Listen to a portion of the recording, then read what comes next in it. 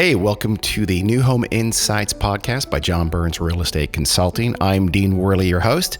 Each episode, we're going to bring you some of the best minds in the housing business talking about some fascinating topics or trend or innovation or issue, just like the one you're about to listen to. Enjoy.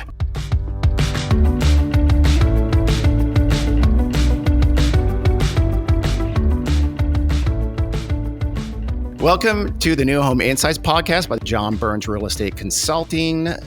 I'm your host, Dean Worley. Today we have Mike Forsum, the president and COO of Landsea Homes, a big and growing builder with a presence on both coasts and starting to push inland. Landsea is active in the West, a lot of parts in the West, but also in the Northeast in New York and Boston. And one of the things that is most interesting about your company, Mike, is that you build kind of everything product-wise. You know, you do these mid-rises in Chelsea or something like that, or even high-rises, and then these big, beautiful suburban homes in Phoenix or someplace like that. That's not common to have that kind of book of business. Today, we're going to talk about a lot of things. It's kind of a wide-ranging day today. The housing market and where it's heading, differences among key markets, differences in building these different housing types that we just mentioned, the challenges to building today, sustainability, which I know is a critical focus of yours, and also about going public. So we're going to talk about SPACs. I'm really looking forward to that because I've known about their existence for I'm going to say 6 weeks. So we'll have a little primer on SPACs here in a little bit.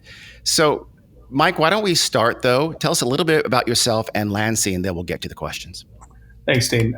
Thank you so much for inviting me today. This is actually my very first podcast, so I think it's a lot better than giving a speech or competing on a panel. And thank you for giving me a broad range in which to meander, because that's usually what I do. But ultimately, don't fear, I usually get back to the topic at hand or the subject. So I'll get there ultimately. Okay. So thank you again. As you introduced me, I am the COO and president of Landsea Homes. We are a newly minted, publicly traded company that lists on the NASDAQ Stock Exchange. Our ticker symbol is LSEA.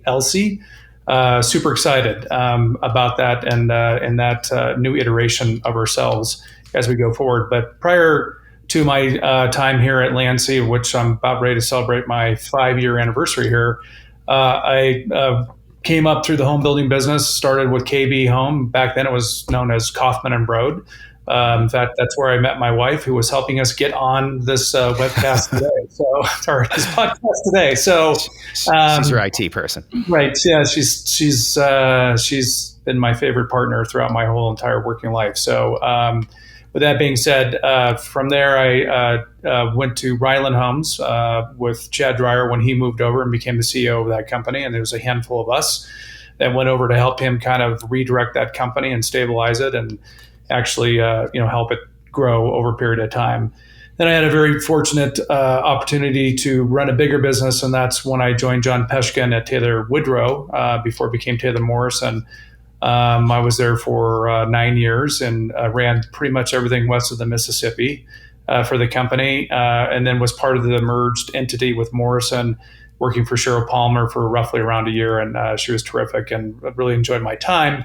Unfortunately, we headed into a very difficult time in our industry. It was a great financial crisis, which was led by our business. And so I had an opportunity to go take a walk on the wild side, and I went over to private equity, and I started a platform with Barry Sternlicht, Mike Mosier, with Starwood Land Ventures, which was a platform in which we were buying up really distressed master plan communities throughout the country at that time. And so that was a great educational experience, particularly where I was in my career at the time.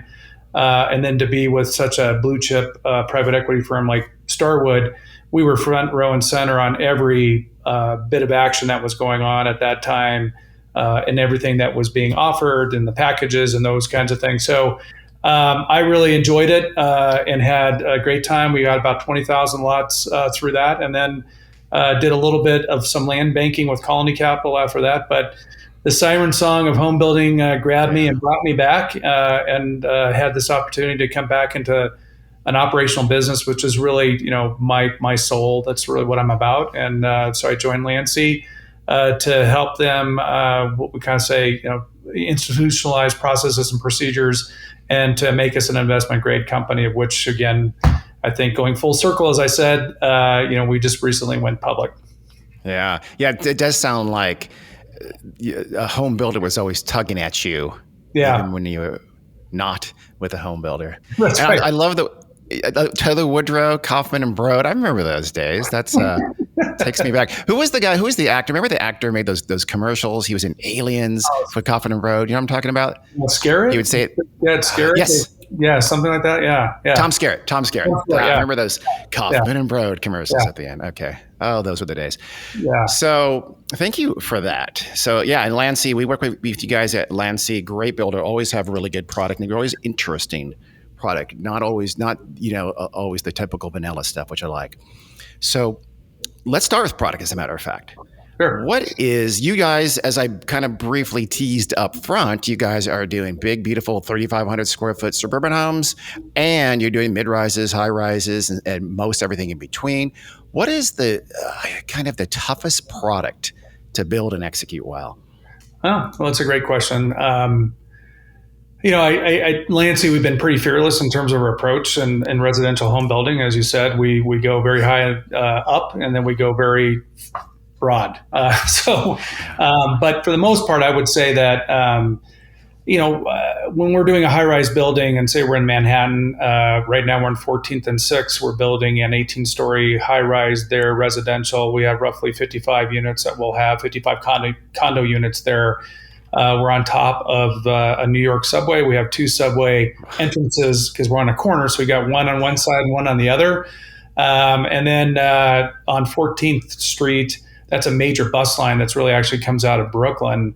I forget what it is, a 17 train or something runs underneath us. So in New York City, it takes a lot of coordination with a lot of agencies to get it to the extent that you can start to build. And just, you can think about everything from traffic control to working with the next door buildings and, everything else around that. Interestingly, though, you work with general contractors there that are very sophisticated, super strong. They know the city inside and out. And once you've dug out your sub-seller, essentially, it's pretty pro forma as they kind of go up. It's erector set, essentially. And so you're just going from floor to floor to floor to floor, and then you're topping out. And then it's pretty basic as you're sort of building out the units within the building. So once you get through that first complicated stage, you're off to the races. On the other hand, suburban build out may look a little bit simpler, but there's a lot of complications around that, and I think there's maybe a question coming later on, in terms of what that really means, but. There's a lot of challenges that are outside of just the actual building of the structure that you don't have to deal with in what you would in New York City. In New York City, you have what they call an as-of-right zoning. And so as you get that as-of-right zoning, all you're doing is really acquiring airspace above you. That's really the real estate in New York City. So they basically let you go have at it. There are no real zoning restrictions outside of your setbacks on the street. You design the building the way you want to design it. It's about attracting a certain clientele that you want. But as I say, in suburban development, particularly in California, specifically in the Bay Area, which I've been active in since 1988, I like to say that we are an industry that is second to being regulated outside of the nuclear energy business. I mean, the home building business. That kind of anticipates my next question, which was, what are the toughest markets that not product necessarily, but the toughest markets, and you can define that however you want to, for you to build in? Yeah. Well, again, as you said in the introduction, we have a broad range of products that we build in a broad range of regions and states.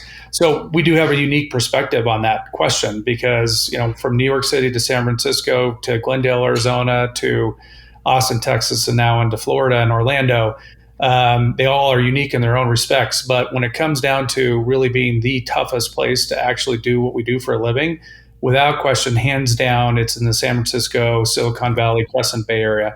Now that always irks our New York office because they always want to believe, all New Yorkers do, Yeah. that's the center of everything and nothing can be harder than operating in New York. And I said, I will take New York City any day over Sunnyvale, California. See, they're gonna hear this and now try to toughen up the process. So, I guess so, right?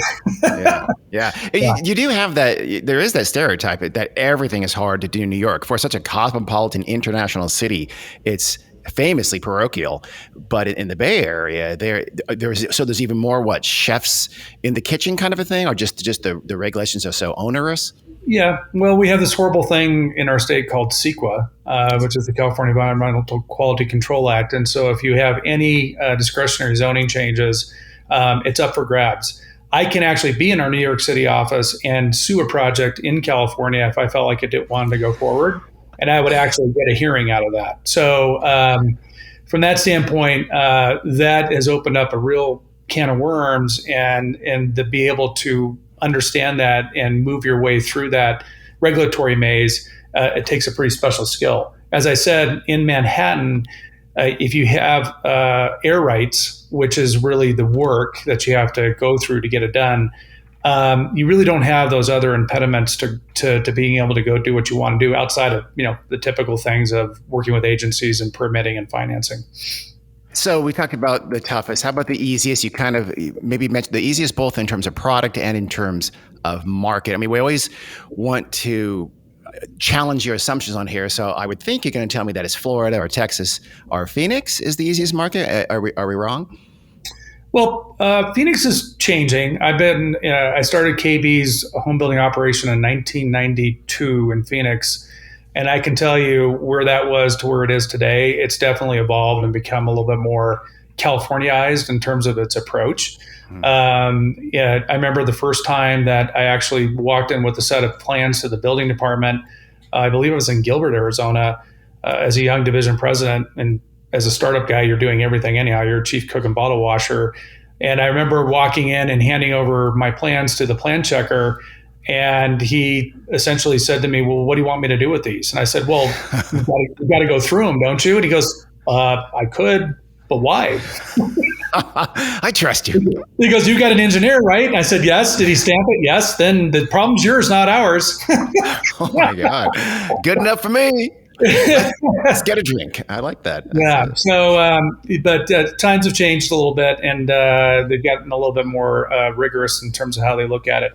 But every market again has its uniqueness to it, and that's what makes our business so special. Is that it is really at the end of the day a local business that should be run by local operators who really know the idiosyncrasies and nuances of what it takes to be successful in the business. So I would say, yeah, Texas and Florida is more accommodating in some respects for what we do. We're not a pariah, so there's a lot more joy when you're going into the cities and talking about what you want to do, but they also have their own uniqueness as well, and you have to understand that too. Yeah, that's very true. Is it fair to say then, in terms of product, that it is kind of your simple detached single family home? But you guys get pretty semi-custom though, so that can get tricky too. You're talking about for us or in general in those markets? For us, for you guys, yeah. Do you find that your detached single family is the easiest product to build? Well, it's the easiest product probably to build because it's pretty formulaic and systematic as you kind of get used to your 50 series or your 60 series or whatever you're trying to bring out to the market and bring to the customers that you want to serve. But there are parts to that though that do make it a little bit harder. So even in I would say 60 unit, 80 unit subdivision that you're building from grading on up.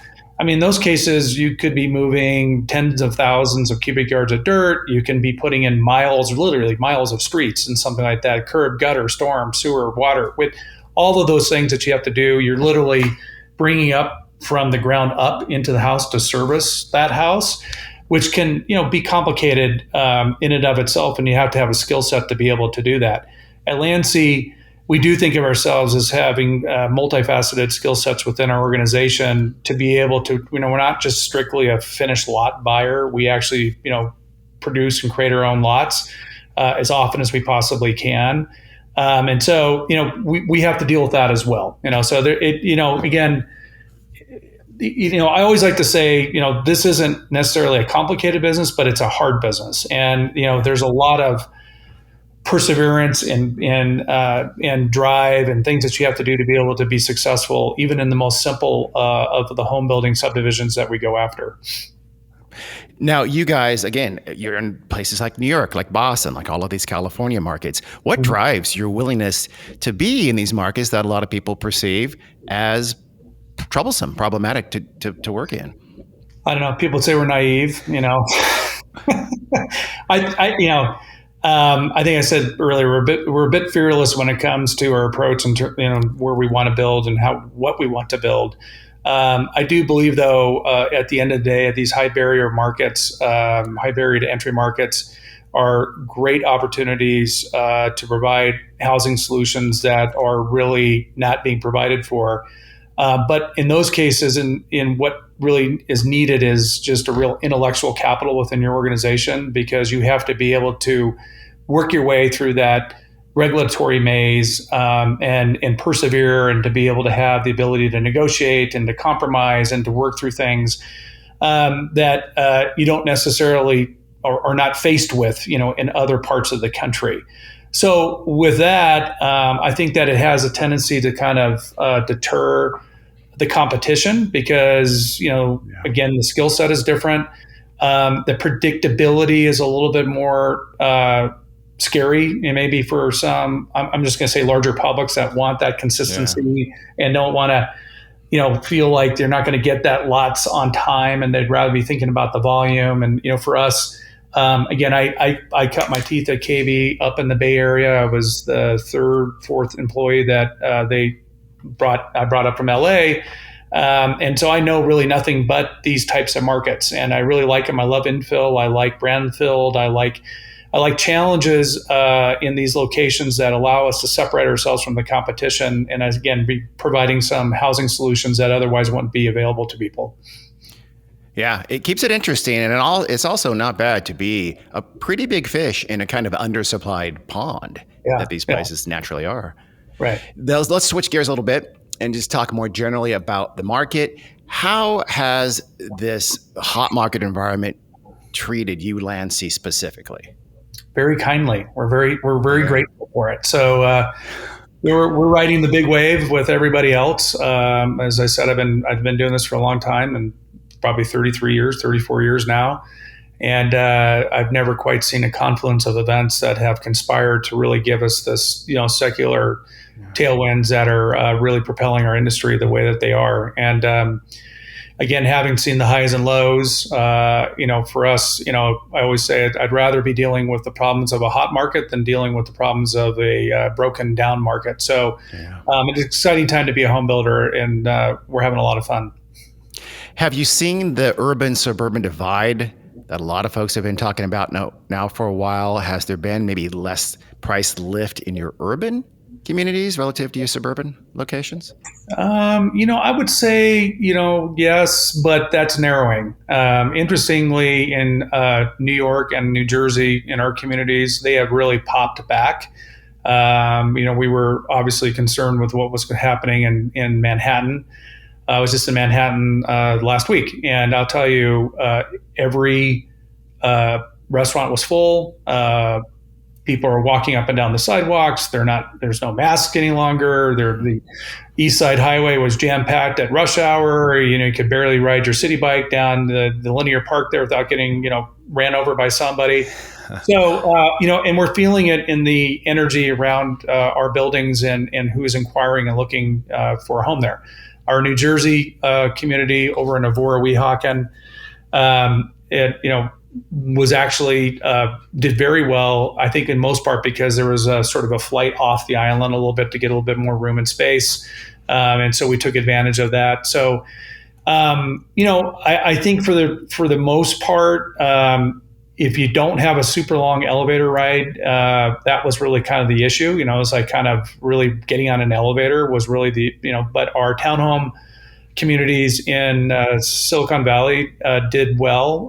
We had a little bit of a flight coming out of San Francisco, but I think again it was just the density and people sort of feeling like they just want a little bit more safety and space, and our townhomes still gave them that individual identity. They could have their own unit, but still be approachable to work and have an affordable product.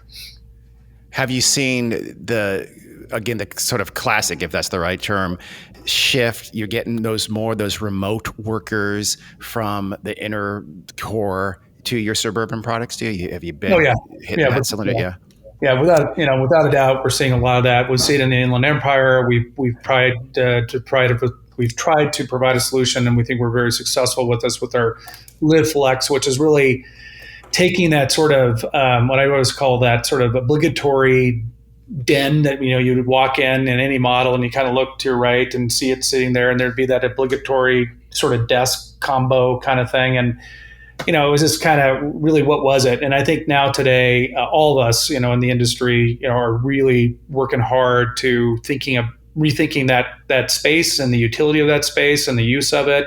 It's really becoming a multifunctional room that has to do so many different things, teach your children, do something like this, many things, right? And that room is actually moving into different locations in the house. It used to be kind of right up front because we all have this archaic idea that, if you were going to be working from home, you had to be looking out a window to see the FedEx man coming up or, answer the door. And today it's different. People are looking to go upstairs, to be more in the backyard. They want to be looking, in different viewpoints. So it's been very interesting to see how we're all trying to address that and respond to it. Yeah, we actually had that on a prior podcast where when you do surveys, actually folks would prefer to have that in the back of the house as opposed to the front of the house where it has always been located. Yeah. So let me put you on the spot, Mike. Okay. Is remote working a revolution or an evolution? Well, what is that? Maybe it's like it was gradually, then suddenly, right? It had a trigger event. That kind of put into that. I kind of look at it in that way. I think it was sort of moving in that direction, sort of a glacial pace, but by virtue of this, which just went through, it's kind of kicked this thing over. And I probably didn't answer that, specifically, but I think that, it is definitely here to stay.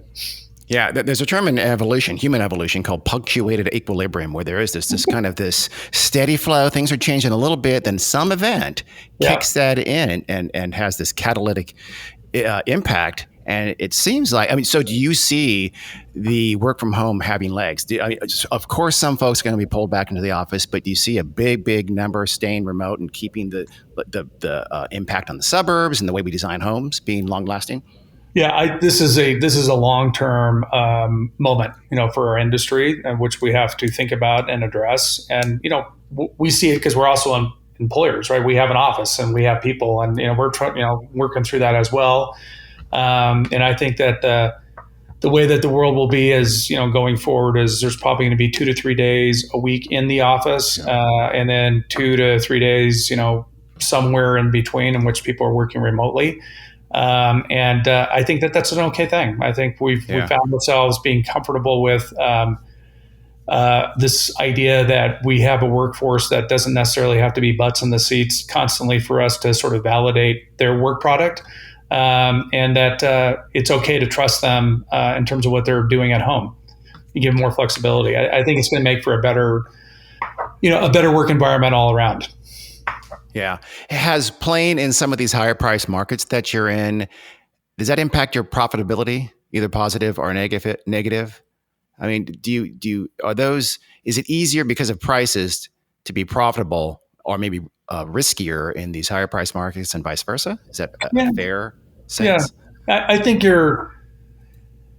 again, I don't know who's going to listen to this podcast, and I don't know if it's some sort of dirty little secret that's out there, but the truth of it is, in these high barriers to entry marketplaces, if you're in the Bay Area, if you're in some of these other locations, you may be getting less volume, but it's your profit machine. You go out into these other markets, say it's in Arizona, Texas, and you've got to be turning your volume, you got to be turning your inventory over a couple times a year, maybe even more, So you're going to be making less a house, but maybe if you're more efficient and effective in the way that you scale up your business and run it, you can probably get there. But in the Bay Area, if you look at the Bay Area to Phoenix, it's probably a 1-to-5 ratio, 1-to-4 ratio, somewhere in there, maybe 1-to-6. Wow. So for every house I deliver in Orinda, California, I have to get 6 out of Buckeye.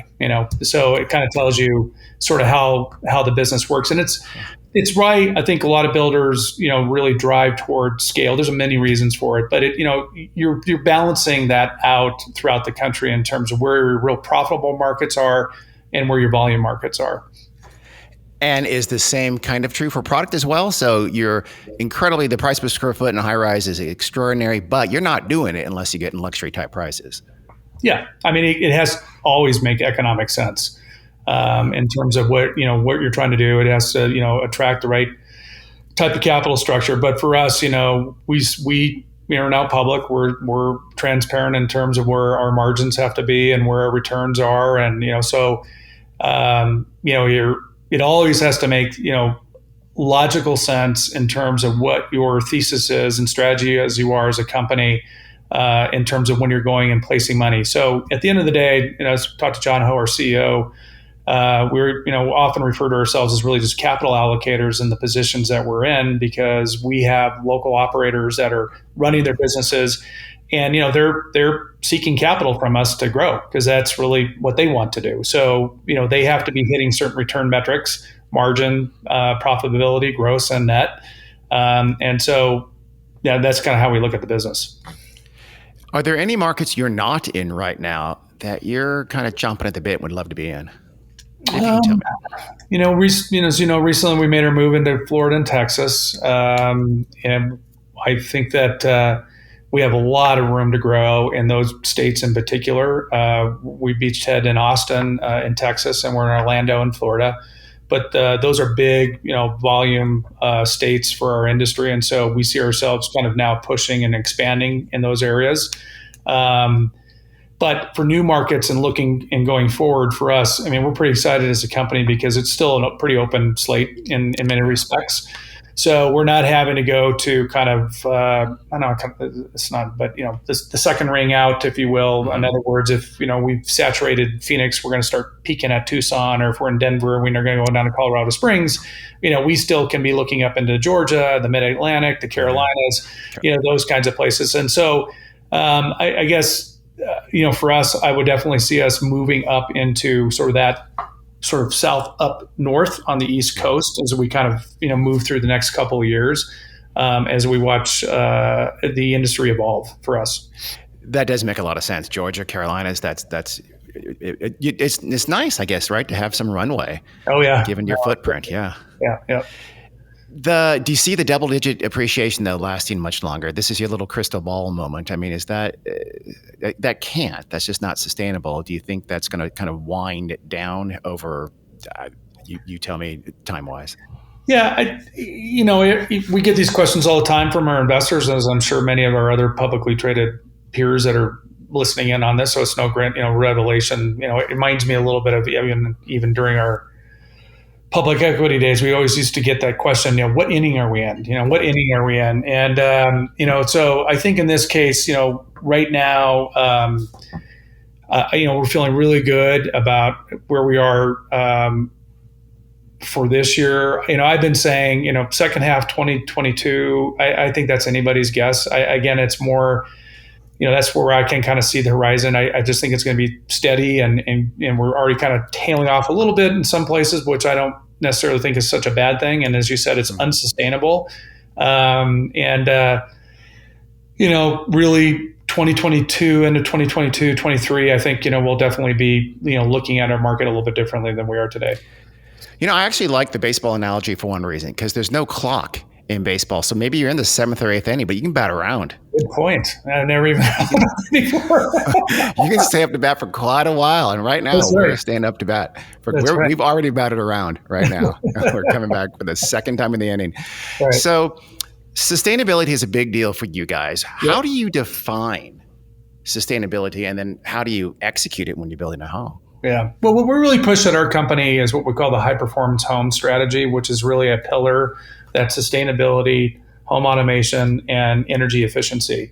And Dean, one of the things, being an old guy in this business for a long time is that, when we embarked on this, I gave a long-winded speech to everybody and within our company and said, look, I've been around this business long enough to know that these themes kind of come and go.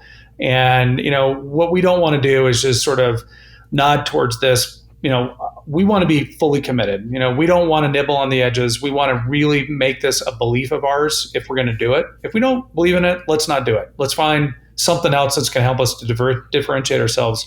However, we really do believe that this is something that is incredibly important in the world today, to our consumers, to our families, everybody else. It's not something that we sort of take lightly, and we didn't want to approach this lightly. So we really did a holistic look at this. Spent a lot of time. We looked at our competitors. We did a lot of research, and we really wanted to understand what was really the golden thread that could stitch all this together to really make a meaningful impact on our homes and really change the lives of people that were living in our houses. And so we really, with our relationship with Apple, found that golden thread through its Apple HomeKit. And we are exclusive with them, which allows all of these things to effectively be stitched together to give you all of the things that you would want to have in a modern home today, that we think are the things that are just going to become essential, going forward. We also have our relationship with Remy Halo, which is a home purification system, whole home purification system, which really addresses, again, a healthy living, a healthy life in terms of, again, where we are with our HPH. It's now our fourth leg of our, what was a three-legged stool is now becoming a four-legged stool, as we start to kind of evolve into this thought process around this differentiator that we're trying to kind of bring into our homes. But home, healthy living, healthy air, those are the kinds of things too now. And I think that the pandemic brought a lot of that, to the fore, to be thinking about that as well. It's not just about my thermostat. It's not just about, my lights going off, by, a voice activation and those things, but it's a lot of it coming together. So for us, again, it was we're going to really be committed to this. We're really going to lean into it. We're really going to make it a marketing strategy, but we really want to make it a part of our DNA. So when we think about land and how we're going to buy it, if we think about the communities in which we're going to design, if we think about the homes that we're going to build, always it has to be with the idea of how are we going to be pulling through our home, our HBH or high performance home strategy through all of that, not just at the end as kind of sort of lipstick on something at the very end. And I don't think that would be a very good way that would be received well by the consumer. Yeah, and we talked about authenticity and how the consumer can sniff out inauthenticity pretty easily. So it's authentic with you guys. Yeah. I probably could have trimmed that whole thing down by just using the word authentic and genuine. And But that's good. That's good to know, because if it is authentic, if it is real and heartfelt, then it is naturally going to thread through the entire process. And it'll be, if it's lip service, it's going to get lost. Right. So let's end with a little primer on SPACs. Sure. SPACs, this hot investment tool. I know they've been around for longer than people think, for years, but the acronym means Special Purpose Acquisition. Special Purpose Acquisition Company. Right. They're basically a publicly traded vehicle that you kind of, investors trust the person running it, and they're going to go out and usually in like a 2-year span, they're going to do some kind of merger and acquisition, effectively taking a private company to be a public company through that vehicle. And you guys went through that process with, tell me if I'm wrong, with the LF Capital Acquisition Group? That's right. Yep. So just kind of, I don't know, walk us through the process of what that was like. Yeah. Again, I've been so blessed throughout my career to be in a position where these really interesting things happen for me, to be able to do these kinds of things. So I actually, you could probably do a whole podcast on SPACs, and I don't want to bore you with all the details around it. I will just only address it really around what it meant to us and why we did it. For us, we had been part of a Hong Kong Stock Exchange company called Landsea Green, and we had always been desirous to become fully independent here in the United States. And so it was always a part of a bigger global strategy by our founder, Martin Tien, in Shanghai. So we had actually spent a lot of time, especially early on when I joined Landsea, looking at a way to tap into the capital markets, and we were doing it in different ways. But we had also looked at merging with existing home builder or home builders possibly, and that was our way of getting into the public markets. You can imagine there was all kinds of complexities around that, and I won't bore you with that. But we have a couple of walks around the park with a couple of builders that ended up not really going anywhere, and so it was by way of our advisor Rothschilds that we got introduced to this concept about SPACs, and so that's really where it all started. And we thought, okay, well, this may be an easier, better way to get into the capital markets by way of becoming public through this, what they call a blank check company. Yeah. Normally, though, these blank check companies are out there for private companies that are looking for growth capital, and then the blank check companies are looking for these startups or de novo companies that they think that have a very high level of return in front of them, and that they can provide the capital and the management expertise because they come on the board usually in one fashion or another. And so, but ours was different. We were highly capitalized. We had a lot of liquidity. We are a revenue generating business. We'll probably go over, I don't think I can tell you now that we're public. See, I break all the rules, so I have to be careful about it. That's fine. But, from the standpoint of, we have a great asset base. We are, again, a real company that has a real product and has customers, and we're doing it every day. And so, we were really just looking for a way to get public, through sort of this back door with this group, LF Capital, who has turned out to be amazing partners, really, really super smart businessmen and women. They're ex-Bain company people. And so from that standpoint, we're very fortunate, but it takes a long time to find them. You have to cull through a bunch of them, and then there's a lot of interviewing and there's a lot of back and forth. And so it's a bit of a process. And then what happens is you have to go through a de-SPACing process because the entity has already been formed, as you said early. Then the merger comes, and then the initial investors then get to stay or leave, through this de-SPACing process. And then you bring in new institutional investors into the go-forward entity. We've actually gone through that entire process. So we have effectively what they call become de-SPACed. So I like to say, well, I was asking the other day, is when is a SPAC not a SPAC? And I think we're not a SPAC any longer. We're a legitimate publicly traded company. However, we have SPAC origins. And so we probably have some legacy things that we're still bringing along in terms of a couple more quarters of performance that we need to be driving through the business for everybody to get a look at, and those kinds of things as we get to move forward. But it's been exciting. It's not for everybody, for sure. We were different too, in the sense that nobody took any money off the table. Everybody rolled their investment into the new entity. But it was very, very exciting to go through. We in our roadshow, and I think nowadays, go back to technology and how things have changed, is I think we did over 110 Zoom calls over a 3-week period of time. It was incredibly abusive. So you really have to have the stomach for it if you want to go do it, because we were doing 8 to 9 1-hour presentations a day, and. Yeah, so it takes a lot of work still to get it done. It's not for the faint of heart. Did de-SPACing sounds painful. Did it hurt? Can you tell me? Blink twice if you can tell me it was painful. It sounds. I'm still traumatized. I'm so traumatized by it that I wasn't even able to get on this podcast because I was afraid. It was like I was having PTSD or whatever that is. PTSD. Yeah. SPAC PTSD. Yeah, there you go. Did you ever think about doing a traditional IPO? Yeah, but we were in a hurry. We wanted to become independent in the U.S., and that's a lengthy process, an expensive process. SPAC's expensive too, but it was we wanted to be able to get to a position whereby we could then also tap into the high yield publicly traded debt markets, and this is another way to get us there faster, where we can do that as well. Has your life now just completely changed from being a public versus private, or do you feel it's pretty much the same? You're still treating your company the same way?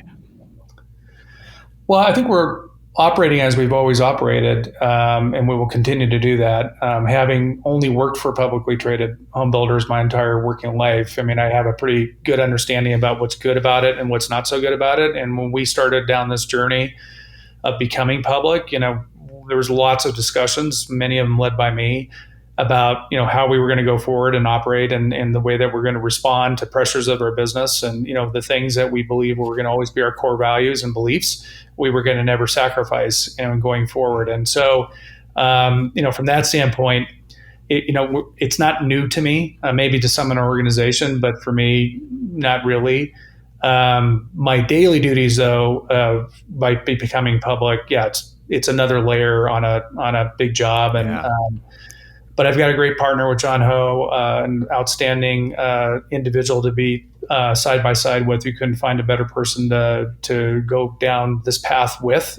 He's just such a man of high character, really wants to do the right thing with me, and we really care about everybody that's in this organization and what we're doing. And he's right there with me every step of the way as we go forward with this.